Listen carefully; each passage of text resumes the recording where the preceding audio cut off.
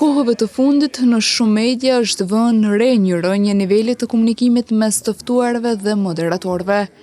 Shpesh debatet televizive kthehen në përplasje dhe ofendime, në vend që të jenë biseda me ide dhe argumente të pastra.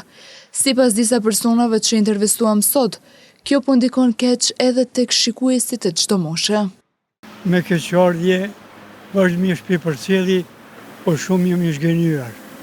Ato debate janë aq përqarse sa është e pabesueshme çka po ndodh me ne. Kemi për qëllime politike, kërcësisht jashtë kontrollit, çka është mirëqenia një të tjera. Këtë anësh është ajo met.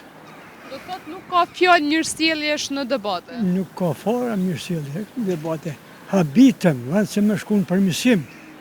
Në rregullim gjendjes, ata prekësojnë dhe më tepër. Breng tjetër është fakti që çdo ditë më shumë po largohemi nga mirësjellja dhe respekti. Jam shumë e brengosur, se çdo ditë më shumë po largohemi nga mirësjellja, nga respekti, nga humaniteti njerëzor, nga vlerat elementare, edukata.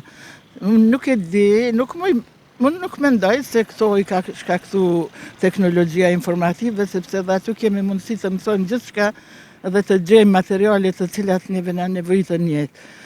Gjeneratat që po vinë, së pari nuk e kanë kulturën e shprehjes. Dhe gjithë kjo vjen si mungesë e kulturës së leximit.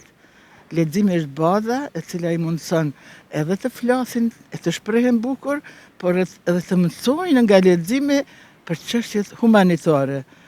Në çdo hap hasim probleme. Në çdo bisedë, sidomos kur i përcjelli emisionet e juaja, televizionit Syr dhe televizionet tjera kombëtare, në intervista me njerëz të moshuar, keni më shumë biseda dhe mund të realizoni me më shumë rezultat.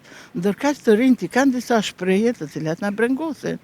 Unë kam frikë për gjeneratat që po vinë se do të harrojnë kulturën dhe mirësjelljen dhe do të përdorin një fjalor të rrugës që nuk na dërgon askund.